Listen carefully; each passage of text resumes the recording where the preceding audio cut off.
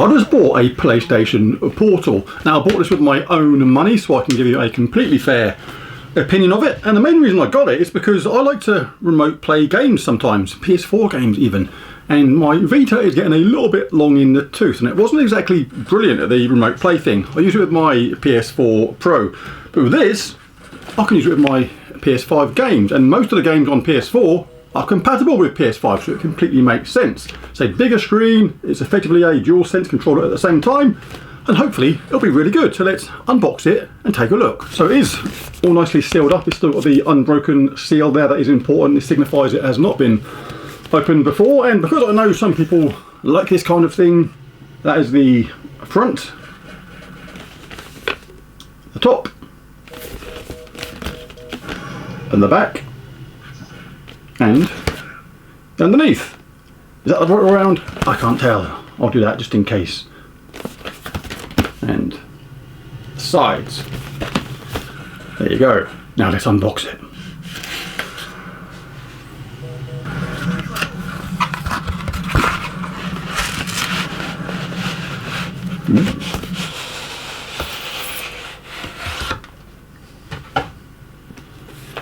I do like the presentation on these things sometimes. That is like really nice. Look at that. Got this nice little pull-out handle there. I didn't know it had that. This is like a completely new thing to me. Never had a Portal before.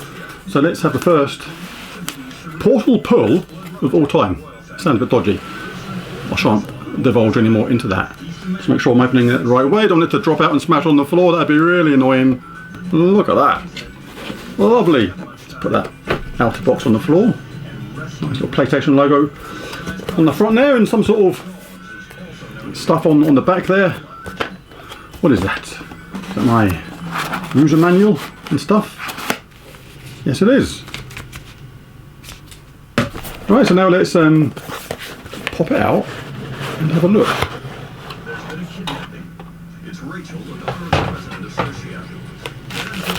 A nice wrap there. Take that out, and underneath you've got the charge cable, and that is all we need. Alright, first look. I've got a black one. I decided I wanted it black. I've got white DualSense controllers, so I fancied a bit of a change. Let's take off that screen there. Oh, something really nice about that first ever peeling off the protective screen, and look at that. That is a glorious looking thing. Really like the look of this. Now the first impression is great. That looks really nice. It's so sleek and slim. Look at that. And the controllers are basically a DualSense controller that's been stretched to fit a screen in the middle. That's effectively what this is, and it can stream all your PS5 games. So the thumbstick's slightly smaller. Let me grab a DualSense controller, because initially that felt like the thumbstick's there, but ever so slightly smaller than normal. Where's my DualSense? It's down here, because that's built into an arcade machine as well. Right, so yeah, I was right. The thumbsticks on the PlayStation Portal are a little bit smaller than the ones on the DualSense. They are not quite the same. I'll just try and line them up. And the camera there, and you can see the ones on the PlayStation Portal are a little bit smaller. If that's lined up at the bottom there, I think I've got that bang on. Yeah, you can see they're quite a bit smaller overall. But that's by the by, because we are still going to love using this thing.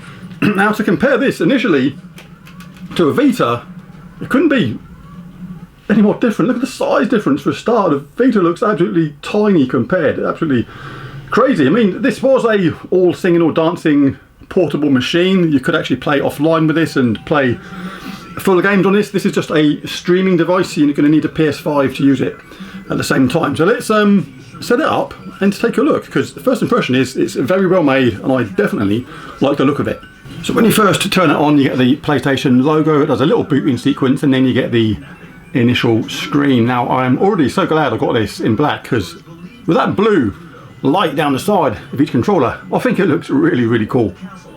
Right, so setup was a relative breeze, but it did take a little bit longer than expected. I'll show this in a minute, how well timed we are regarding lag to what's happening on the screen as to what's happening on the PlayStation Portal. But a quick word of warning here: if you intend to buy this for somebody for Christmas, something like that, I would carefully take it out of the packaging first and update it and make sure it's ready, because my one, this may vary upon what software update you've got installed already, but my one wanted a software update, which was okay. The first one was 150 megabytes, and then it took about 10 minutes of installation. I thought that was it. But then it said system update again. There was a 91 megabyte update, another 7 to 10 minutes. After that, I wanted another update and another 7 to 10 minutes. It took over half an hour for this to be ready to use. But once that was done, it was very straightforward to get set up. I logged in using my PlayStation app on my phone, and you just go to settings, remote play on the PS5 and enable remote play, and then you just select what PlayStation 5 you want to connect to on this, and that is it. Really, really straightforward. But let's now take a look at how well in tune it is, or the timing of this compared to the actual screen. This is the PS Portal. We'll go across. I am on Wi-Fi, so as you can see, there's a very tiny delay between one thing or the other. Now let's try a bit of Gran Turismo. If there's too much lag, this will feel nasty to play.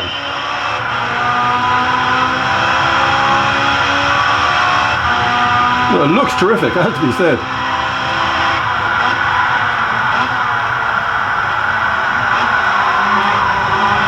I mean, you can feel the difference ever so slightly, but like I said, I am on Wi-Fi. What I'm going to do after this video is a proper test when I'm hooked up by Ethernet, because that should be even better, because you can feel a tiny bit of lag in this, but I think you'd adjust to it if you use this quite regularly and then went back to playing on the regular PlayStation. I think every time you came to this, you would kind of automatically get used to adjusting for that tiny amount of lag if you had to remain on Wi-Fi. So yeah, very impressive. I like it a lot. Right, I've just moved from upstairs to downstairs to give it a quick distance test. This thing is no good if, for example, it gets laggy, unplayable as soon as you start to move further away from the PlayStation. So let's give it another try while I'm still completely in tune with playing Gran Turismo. It literally was just a few seconds ago that I was upstairs trying this, so let's continue. Yeah, initially, I've got to say, it feels pretty much exactly the same as playing it upstairs. That's pretty impressive. But yeah, completely playable. And yeah, I initially was kind of comparing this to my Vita as a similar kind of device, albeit a lot newer. But already this is a different world to something like the PlayStation Vita regarding responsiveness and playability and how it feels in your hands. It's just so much better to play. So there it is, a first quick look at the PlayStation Portal. I'm going to keep on using this for a couple of weeks at least, and then come back and do a proper review of it, because sometimes you just can't do a review after a few hours of using something. You don't know the intricacies and the ins and outs of things yet. You have to use them regularly to find out the good things as well as the bad. But there's a video. If you enjoyed it, it'd be really cool if you bash that like and subscribe button, like it, hype it, all that malarkey, and I'll catch you again in the next one. Bye for now.